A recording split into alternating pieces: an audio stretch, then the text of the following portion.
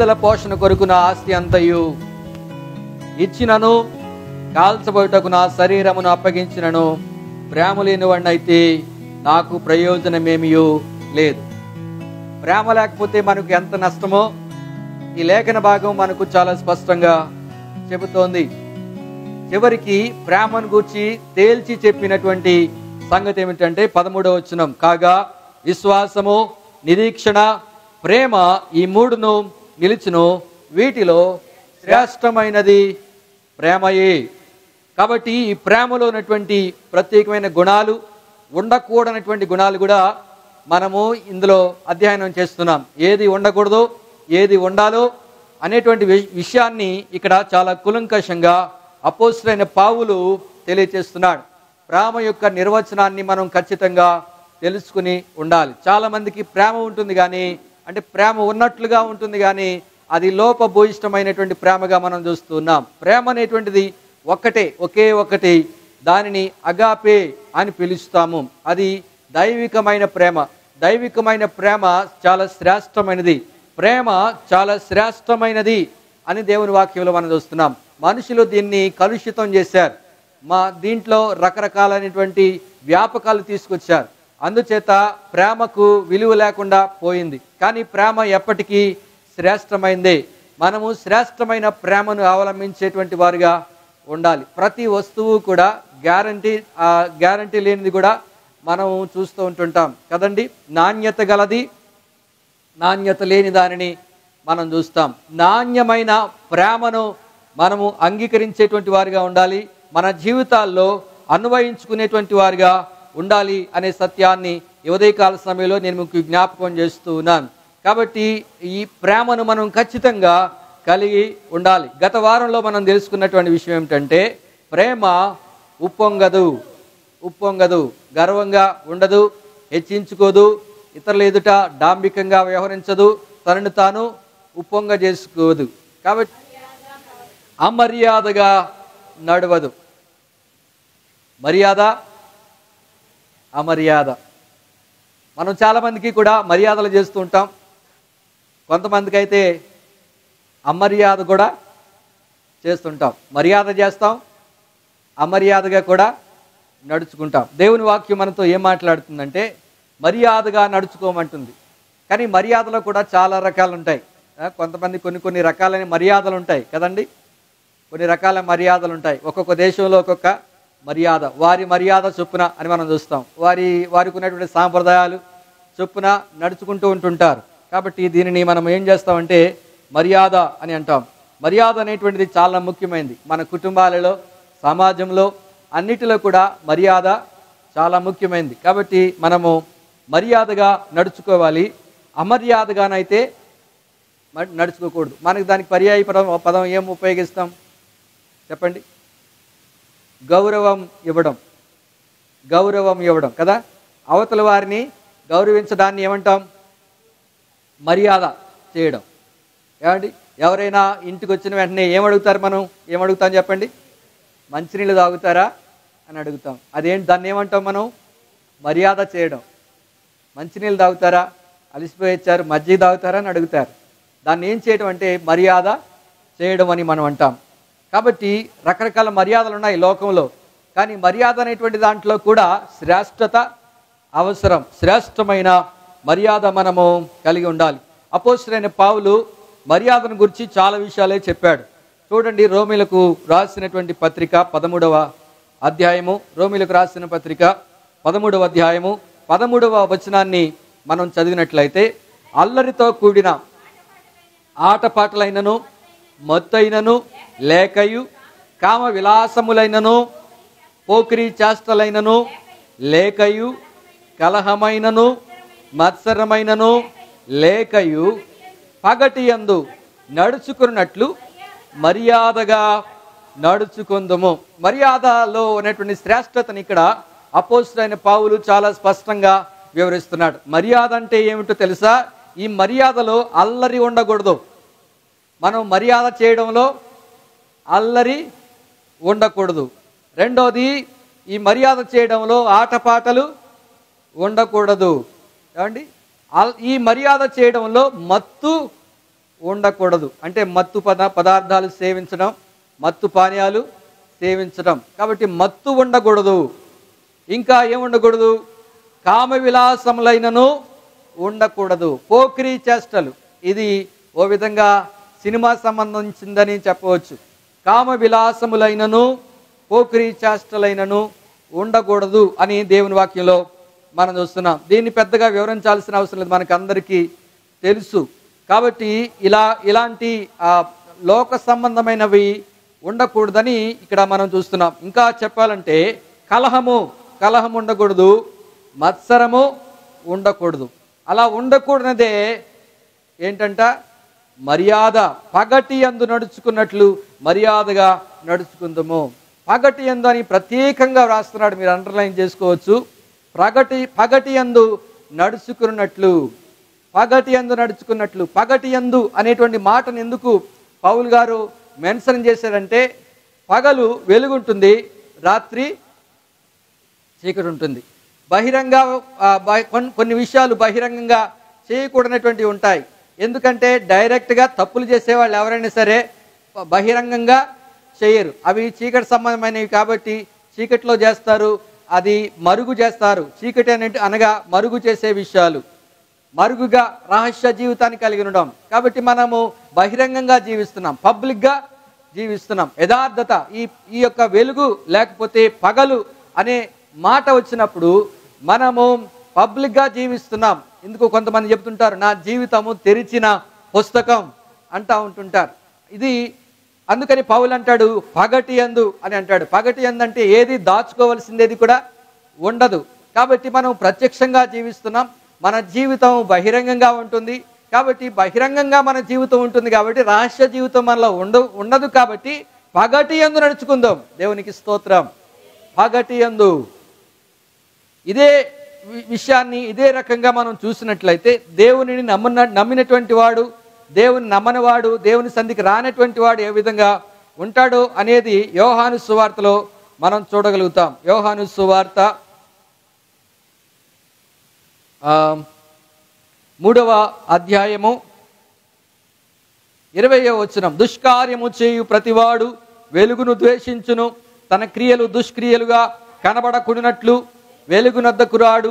సత్యవర్తనుడైతే తన క్రియలు దేవుని మూలముగా చేయబడి ఉన్నవని ప్రత్యక్షపరచబడినట్లు వెలుగు యొద్దకు వచ్చును. పగటి యందు నడుచుకున్నట్లు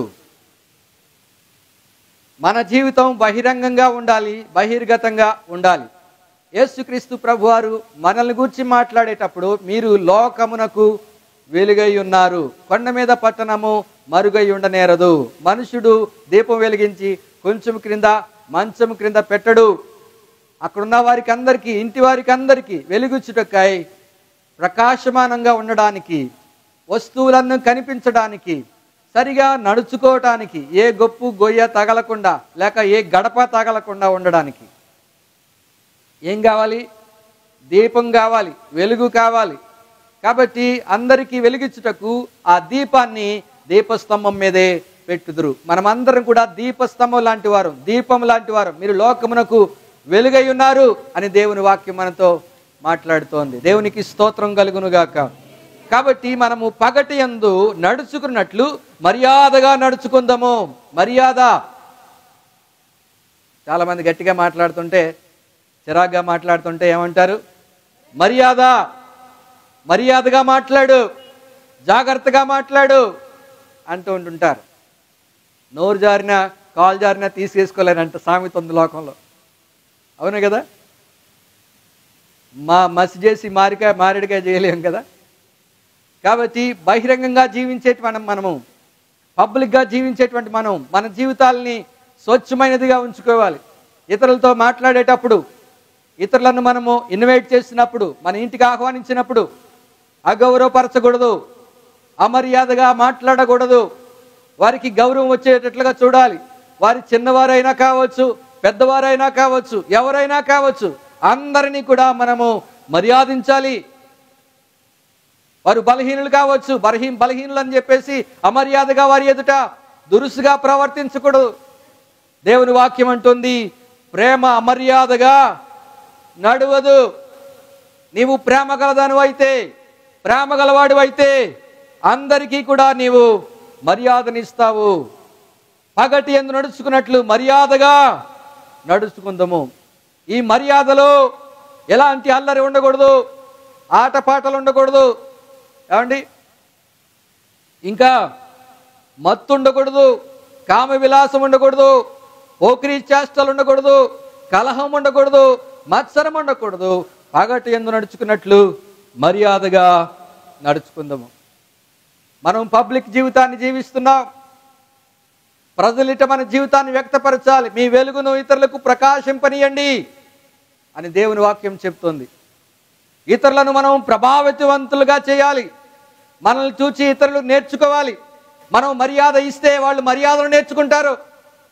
ఇతరులకు మనం ఇచ్చేవారై ఉండాలి. డబ్బు మాత్రమే కాదు ఇతరులకు ఇవ్వడం, మర్యాద ఇవ్వాలి, మర్యాదను కూడా ఇవ్వాలి. నోటిని అనవసరంగా వాడేస్తాం, దురుసుగా వాడేస్తాం, తొందరపాటు నిర్ణయాలు తీసుకుంటాం, తొందరపాటు పనులు చేస్తూ ఉంటుంటాం.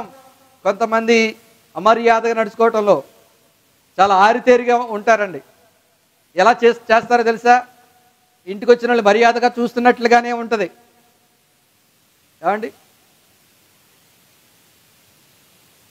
కానీ వాళ్ళ చేష్టలు చూస్తూ ఉంటుంటే మనకు అర్థమవుతుందమ్మో ఇక్కడ తేడాలాగా ఉంది అని చెప్పేసి.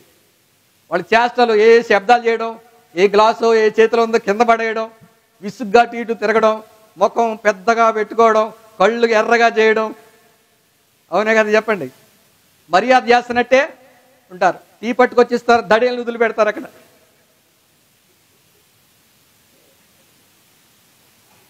అవునే కదా. మర్యాద చేసినట్టు టీ పట్టుకొస్తారు, బాగానే ఉంది. కానీ అక్కడ ఏం జరిగింది?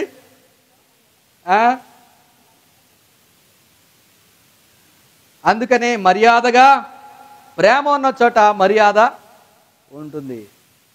ఇదే గుర్తుపెట్టుకోవాలి. మన గుర్తులు మనం కలిగి ఉండే గుర్తులు.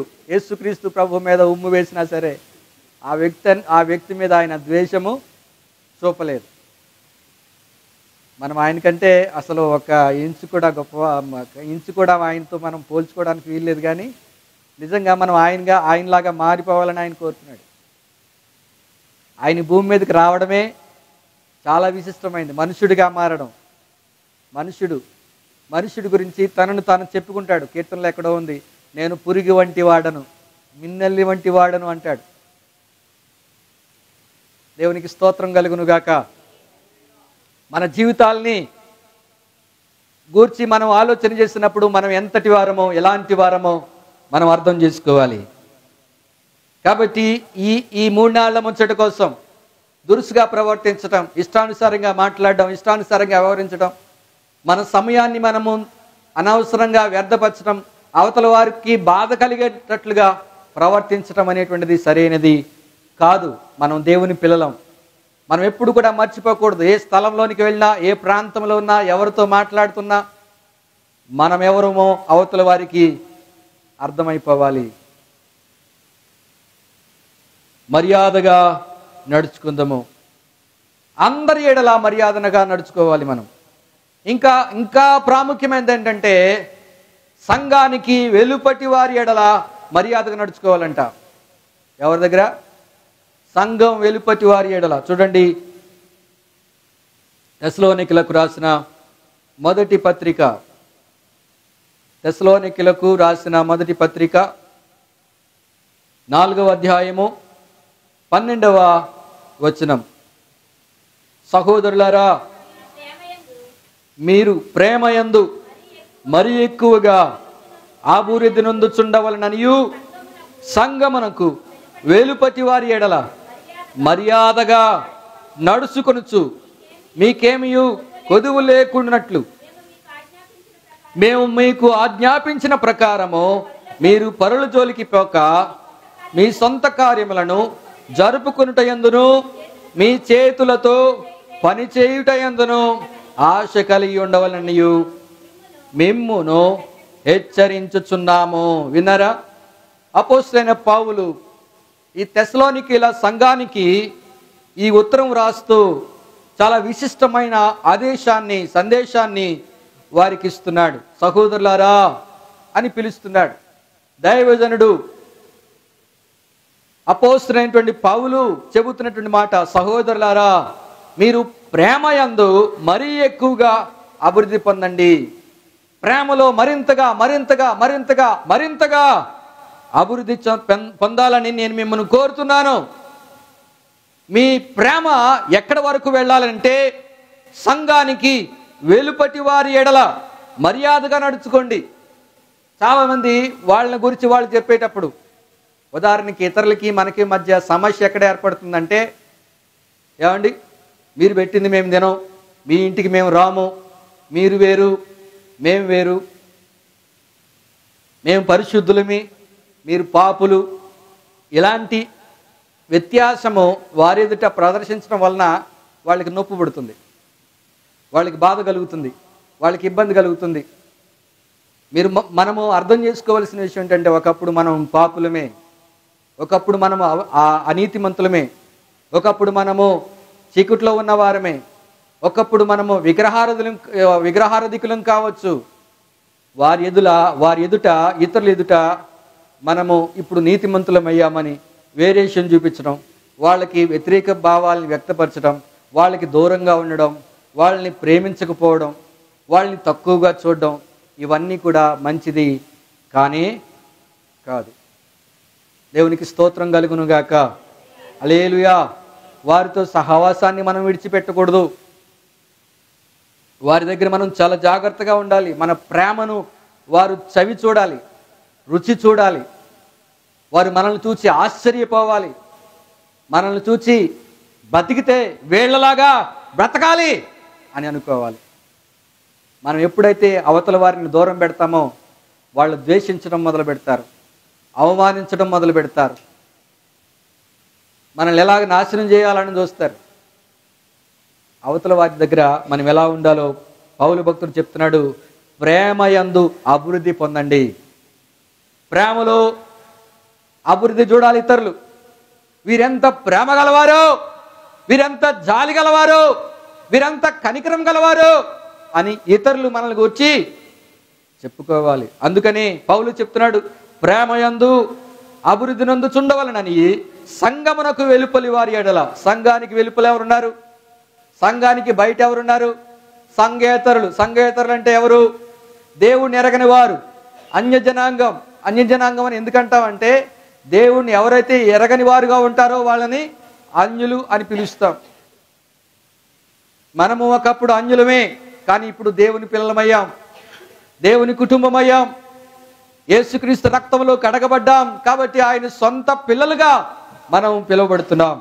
కాబట్టి ప్రియమైన వారులారా, మనము ప్రేమయందు మరి ఎక్కువగా అభివృద్ధి పొందాలి.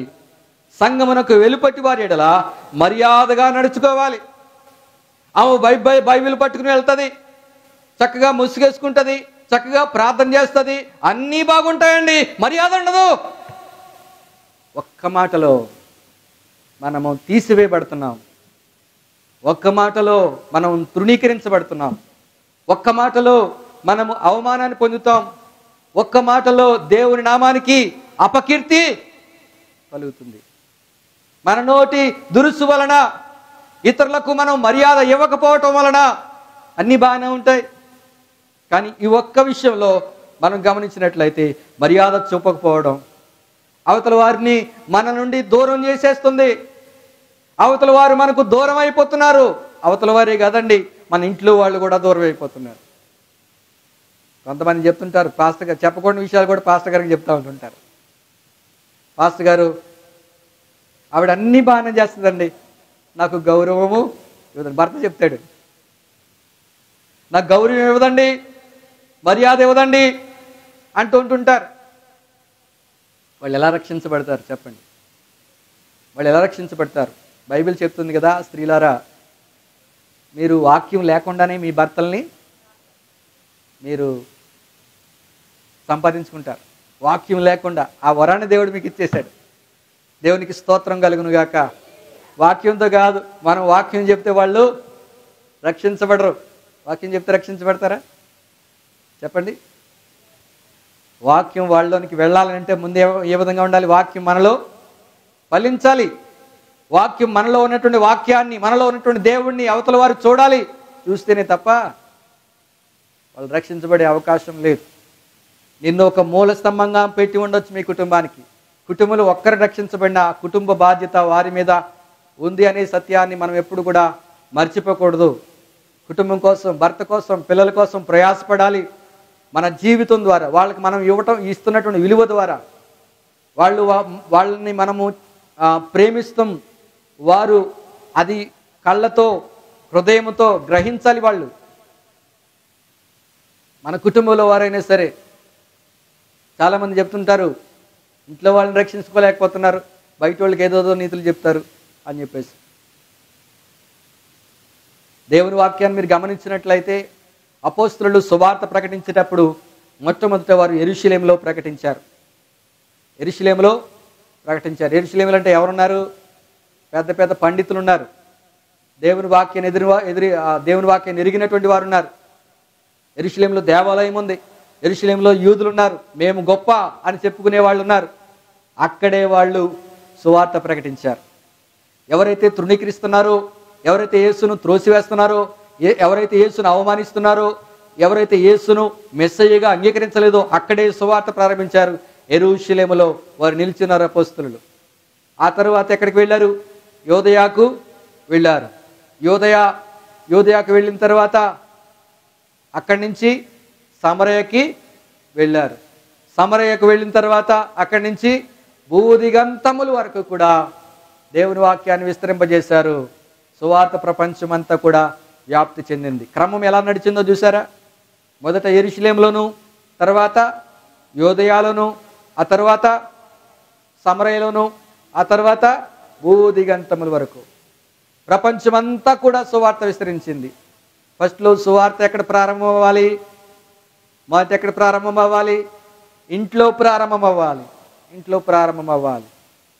ఇంట్లో తర్వాత మన చుట్టాల్లోకి వెళ్ళాలి, మన కుటుంబస్తులు, బంధువుల్లోకి వెళ్ళాలి. బంధువుల దగ్గర నుంచి పొరుగు వారి దగ్గరికి వెళ్ళాలి. ఇంకా అలాగ మనల్ని గురించి మనము సువార్త అయిపోవాలి. అప్పుడే సువార్త విస్తరించడానికి వీలవుతుందనే విషయాన్ని నేను మీకు జ్ఞాపకం చేస్తున్నాను. మనల్ని గురించి ఇతరులు ఏమైనా చెప్పుకుంటున్నట్లయితే, ద్వేషిస్తున్నట్లయితే, ఒకవేళ అవమానకరంగా మాట్లాడుకుంటున్నట్లయితే వాళ్ళని చూసి మీరు కంగారు పడిపోవద్దు. వాళ్ళని ద్వేషించిన అవసరం లేదు. మనలో ఆ లోపం ఉన్నదాన్ని ఒక్కసారి మనము ఆలోచించుకుని, ఒక్కసారి మనల్ని మనం పరిశీలించుకుని దేవుని దగ్గర క్షమాపణ కోరి మనం